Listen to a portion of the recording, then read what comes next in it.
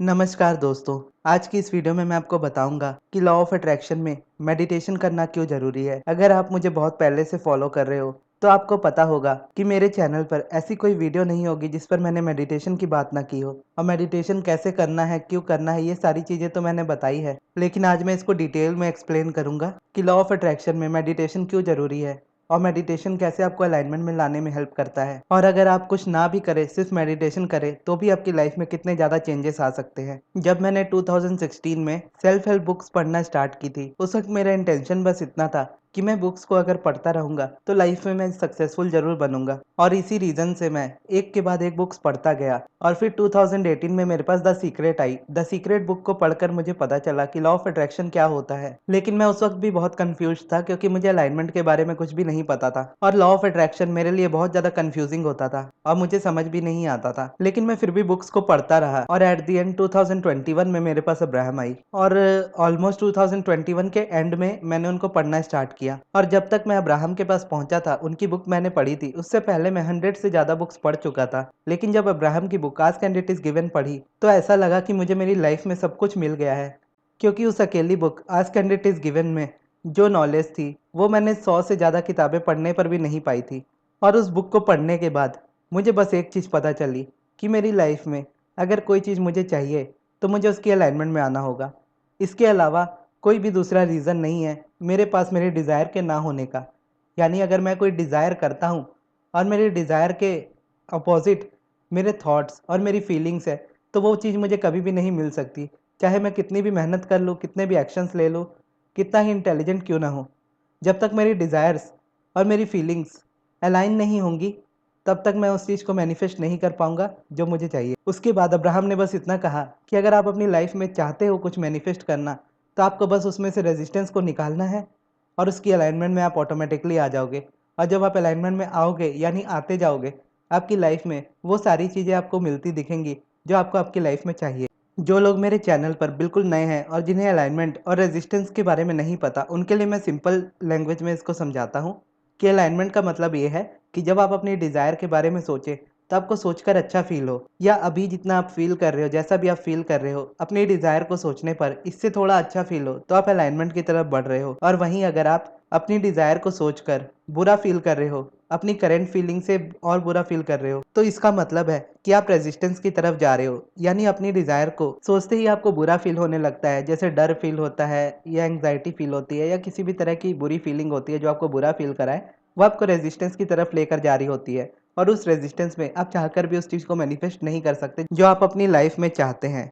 और अलाइनमेंट को Abraham Hicks एक लाइन में इस तरीके से समझाती है कि हमेशा आपको अपने आप को नंबर 1 प्रायोरिटी पर रखना है और अपनी फीलिंग्स पर सबसे ज़्यादा फोकस करना है। क्योंकि आप जितना ज़्यादा अच्छा फील करोगे उतनी ज़्यादा आप चीज़ों को अपनी लाइफ में अट्रैक्ट करोगे। जितना ज़्यादा आप बुरा फील करोगे उतनी ही बुरी चीज़ों को आप अपनी लाइफ में अट्रैक्ट करोगे।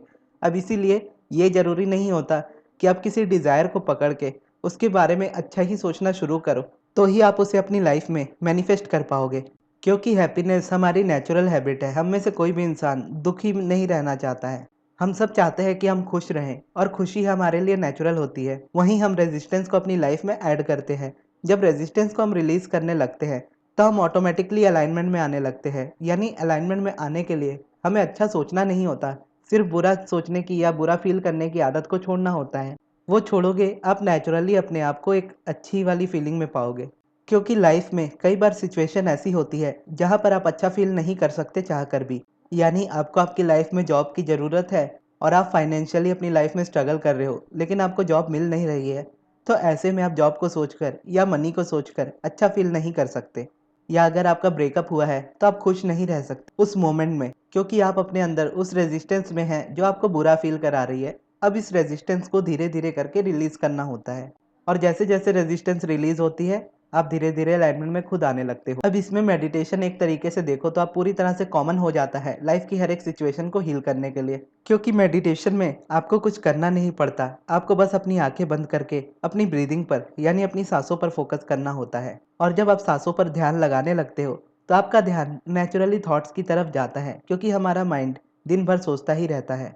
लेकिन मेडिटेशन में लोग गलती ये करते हैं कि उन्हें ऐसा लगता है कि उनके माइंड में थॉट्स आने ही नहीं चाहिए, क्योंकि थॉट्स नेचुरली हमारे माइंड में एक दिन में 60,000 से ज़्यादा आते हैं। और आप थॉट्स को पूरी तरह से रोक नहीं सकते, ना ही आपको रोकना है। आपको बस अपने थॉट्स को डायरेक्शन देने की हैबिट बनानी है कि आप थॉट्स को डेलिबरेटली यानी अपनी मर्जी से चूज़ कर पाए और अपनी फीलिंग्स को भी अपनी मर्जी से चूज़ कर पाए, ताकि आप वैसा सोचें, वैसा फील करें जैसा आप अपनी लाइफ में अट्रैक्ट करना चाहते हैं।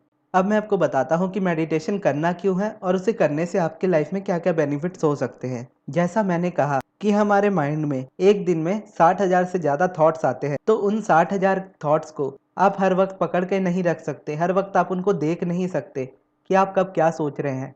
लेकिन लॉ ऑफ अट्रैक्शन में मोस्टली हम गलती यही करते हैं कि जब हम लॉ ऑफ अट्रैक्शन को फॉलो करना स्टार्ट करते हैं तो हम अपने थॉट से बहुत ज़्यादा डरते हैं। जब भी हम नेगेटिव सोच लेते हैं तो हम इतना घबरा जाते हैं कि हमने नेगेटिव सोच लिया, अब ये चीज़ मैनिफेस्ट हो जाएगी, क्योंकि कहीं ना कहीं हमारा बिलीफ शुरू में इस तरीके का होता है कि अच्छे थॉट्स जल्दी मैनिफेस्ट नहीं होते और बुरे थॉट्स थोड़ा भी सोच लो तो मैनिफेस्ट हो जाते हैं, और वो हो भी जाते हैं शुरुआत में, क्योंकि हमने रेजिस्टेंस क्रिएट की होती है अपनी लाइफ में, जिसकी वजह से वो चीज़ें मैनिफेस्ट होने लगती है। अब एक इस सिनेरियो से मैं आपको एक एग्जांपल बताता हूँ। मान लीजिए कि आप टग ऑफ वॉर खेल रहे हैं, जिसमें एक रस्सी होती है और दो टीमें दोनों एंड से उसको पकड़कर अपने पास खींच रही होती है, और कई बार सिंगल सिंगल पर्सन भी होते हैं आमने सामने, और कई बार टीम भी होती है, और दोनों तरफ से हम पूरा दम लगाकर रस्सी को खींचकर सामने वाली टीम को गिराने की कोशिश करते हैं।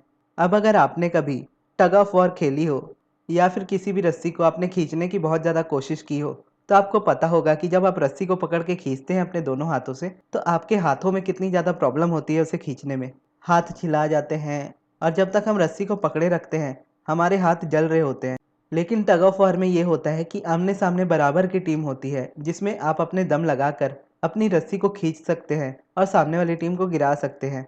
लेकिन जब आप अपनी लाइफ में रेजिस्टेंस को क्रिएट किए होते हैं, तो इसको आप इस तरीके की टग ऑफ वॉर समझ सकते हो कि आप एक साइड अकेले हो और दूसरे साइड आपका सारा भार है, यानी एक तरफ बुलडोज़र है और दूसरी तरफ आप हो, और आप बुलडोज़र चलते हुए बुलडोज़र से रस्सी को खींचने की कोशिश कर रहे हो और बुलडोज़र को अपनी तरफ लाकर गिराने की कोशिश कर रहे हो, जो कि इम्पॉसिबल है। आप जितना ज़्यादा रस्सी को खींचते जाओगे आपके हाथ उतने दर्द देंगे, और आप रस्सी को नहीं छोड़ोगे तो आपको बुलडोज़र घसीटता हुआ लेकर जाएगा, और इसको आप रेजिस्टेंस कह सकते हो।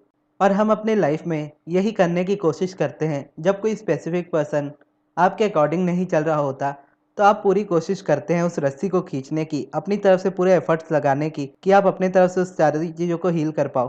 पर आप जितनी ज़्यादा कोशिश करते जाते हो, सामने वाला पर्सन आपसे उतना ज़्यादा दूर होता जाता है। सेम वही जब आप जॉब मैनिफेस्ट कर रहे होते हो और आप एक के बाद एक टेक्निक्स करते रहते हो, लेकिन आपको आपकी जॉब नहीं मिल रही होती और आप डेस्परेट होकर हर जगह पर अपने रेज्यूम्स को भेज रहे होते हो, तो उस वक्त भी आप बुलडोज़र के अगेंस्ट उस रस्सी को खींच रहे होते हो जहां पर आप ही को चोट पहुंचेगी। अब अगर प्रैक्टिकली देखा जाए कि जो रेजिस्टेंस की रस्सी है उसे हमारी लाइफ में से हटाने के लिए, ताकि वो हमारे हाथों को तकलीफ ना दे, तो हमें क्या करना चाहिए? इसका सिंपल आंसर यही होगा कि हमें उस रस्सी को ही छोड़ देना चाहिए, क्योंकि हम रस्सी को जितना ज़्यादा खींचते जाएंगे हमारे हाथों में उतनी तकलीफ होगी, हमें उतनी तकलीफ होगी। लेकिन हम जब रस्सी को छोड़ देंगे तो वो प्रॉब्लम हमारी लाइफ से उसी वक्त ख़त्म हो जाएगी।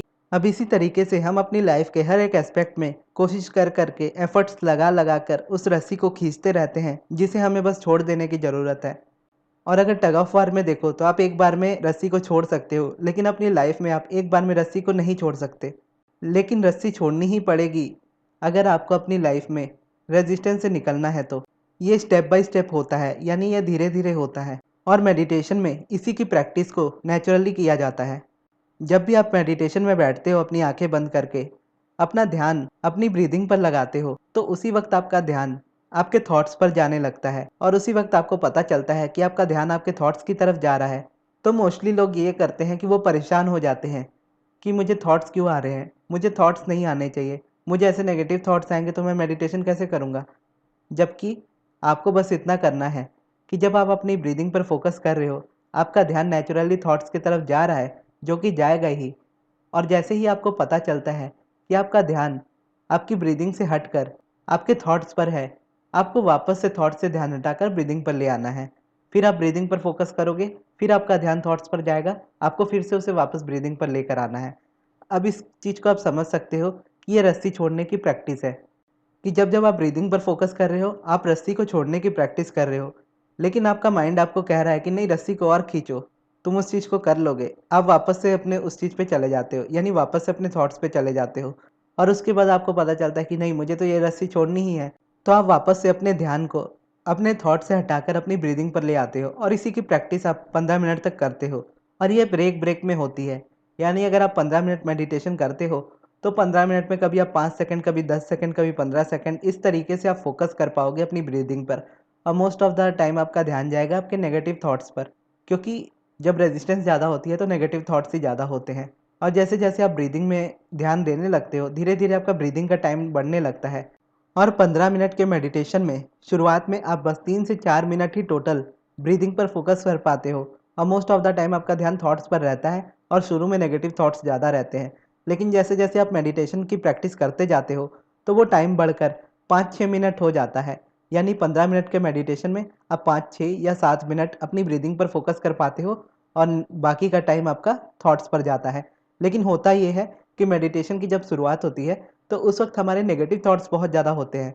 तो जब हम ब्रीदिंग पर फोकस कर रहे होते हैं तो हमारा ध्यान जब थॉट्स पर जाता है तो वो नेगेटिव थॉट्स पर जाता है और हमें वापस से उसे उठाकर लेकर आना होता है। और शुरुआत में अगर पॉजिटिव थॉट्स भी आपके माइंड में होते हैं तो भी आपको उस पर से ध्यान हटाकर ब्रीदिंग पर लेकर आना होता है, क्योंकि हमारी नेचुरल स्टेट पॉजिटिविटी की है। रेजिस्टेंस को हम क्रिएट करते हैं, अगर रेजिस्टेंस को हम हटा देंगे तो हम नेचुरली पॉजिटिविटी में हैं। यानी अगर आप ब्रीदिंग पर फोकस कर रहे हैं तो आप कुछ भी नेगेटिव नहीं सोच रहे हैं और ब्रीदिंग पर फोकस करना नेचुरली आपको पॉजिटिविटी में ला रहा है। इसलिए आपको शुरू में पॉजिटिव थॉट्स पर फोकस करना ज़रूरी नहीं होता।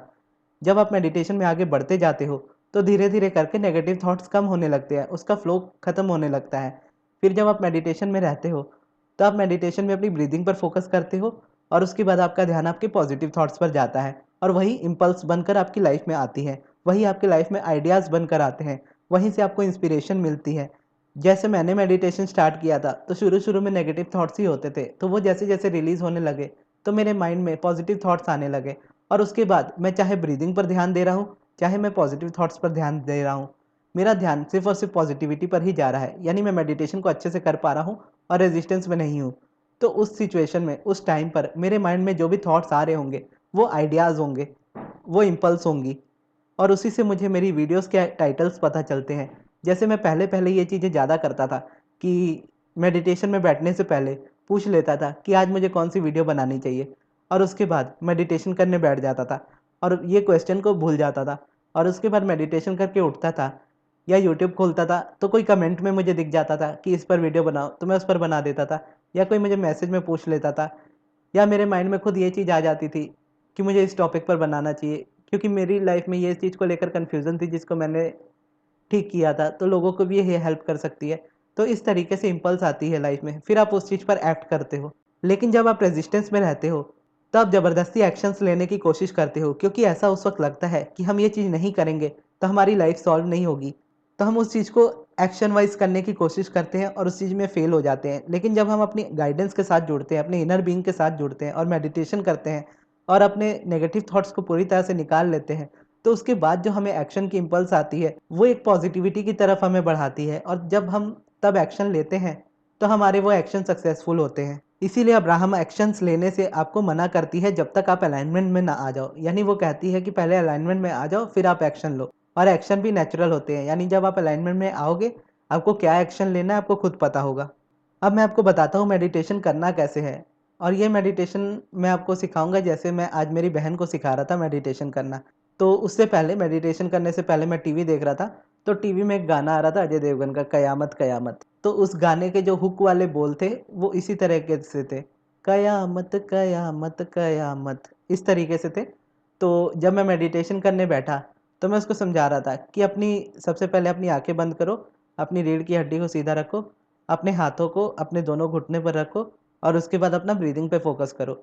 और मैं भी उसके साथ-साथ मेडिटेशन कर रहा था और मैं भी ब्रीदिंग पर फ़ोकस कर रहा था। जैसे मैंने ब्रीदिंग पर फ़ोकस किया, 2 से 3 सेकंड के बाद मेरे माइंड में खुद ये गाना आने लगा, कयामत कयामत। फिर मैंने उसको बोला कि तुम्हारे माइंड में भी ये गाना बज रहा होगा कयामत कयामत। तो अभी बस तुम्हें उससे ध्यान हटाकर वापस से अपनी ब्रीदिंग पर ध्यान ले आना है। तो उसने वही किया और उसके बाद फिर हमने ब्रीदिंग पर ध्यान देने लगे। फिर 10 सेकंड बाद कुछ और थॉट्स माइंड में आने लगे। फिर हमने बोला अच्छा ये थॉट आ रहा है, इसको भी छोड़ो, वापस से ब्रीदिंग पर। फिर मैं ब्रीदिंग पे फ़ोकस करने लगा, फिर थोड़ी देर बाद कोई और थॉट आने लगा। फिर जैसे मुझे पता चला कि थॉट आ रहा है, मैं वापस से थॉट से ध्यान हटाकर ब्रीदिंग पे, बस इसी चीज़ की प्रैक्टिस को मैं करता रहता हूँ। अब ये जब आप करते हो, तो आपका ध्यान हर तरह की नेगेटिविटी से, हर तरह के थॉट से नेचुरली हटने लगता है और इसकी जैसे-जैसे आप प्रैक्टिस करते जाते हो, तो ये आपकी लाइफ में एक तरीके से नेचुरल होने लगता है। यानी शुरू में आपको प्रैक्टिस करनी पड़ती है, धीरे-धीरे ये आपकी हैबिट बनने लगती है। जैसे आप ब्रीदिंग पर फोकस कर रहे हो, आपका ध्यान थॉट्स पर जा रहा है, आप वापस से ध्यान को अपने ब्रीदिंग पर लेकर आ रहे हो। वही जब आप मेडिटेशन में आगे बढ़ जाओगे, तो आपकी आँखें खुली भी रहेंगी, आप दिन भर का काम भी कर रहे होगे, आपके माइंड में कोई नेगेटिव थॉट आ भी रहा होगा, तो उसी वक़्त आपको ध्यान आ जाएगा कि आप क्या सोच रहे हो, उसी वक़्त आप उसको नेचुरली शिफ्ट कर लोगे।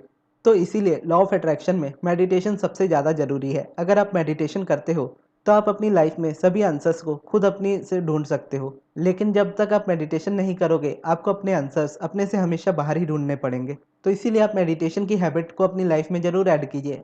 मैं ये नहीं कह रहा कि आप आज ही से ऐड कीजिए, भले ही आपकी इस वक़्त जो भी रूटीन चल रही हो, उस रूटीन में आप मेंटेन रहिए। लेकिन जैसे-जैसे आपको लगने लगे कि अब मेडिटेशन करने का सही समय आ गया है, तो उस वक़्त से आप मेडिटेशन करना स्टार्ट कर दीजिए और मेडिटेशन को लाइफ़ टाइम कीजिए। क्योंकि जो हमारी रेजिस्टेंस है, वो हमारी 1-2 दिन की बनी हुई नहीं है। हम उसको जब से टीनेजर हुए हैं, जब से हमने बाहर की बातों को सुनना ज़्यादा तय किया है, तब से ये रेजिस्टेंस बनती आ रही है। और टीनेजर से लेकर आपकी जितनी भी एज है, उस हिसाब से आप सोच लो कि कितने सालों की रेजिस्टेंस है, तो उसे निकालने में भी थोड़ा वक़्त तो देना ही पड़ेगा। यानी उतने सालों का वक़्त नहीं, एटलीस्ट 2-3 महीने का तो वक़्त देना ही पड़ता है। लेकिन फिर भी आपको उसको लाइफ़ टाइम रखना है, ताकि आप इन फ्यूचर ऐसी रेजिस्टेंस को क्रिएट ना करो, जो आपकी लाइफ़ में से आपकी अच्छी चीज़ों को दूर रखे। और आप मेडिटेशन कंटिन्यू करते रहोगे, तो आप अपनी लाइफ़ में हर अच्छी चीज़ों को आते हुए देखोगे, जो आप अपनी लाइफ़ में चाहते हो।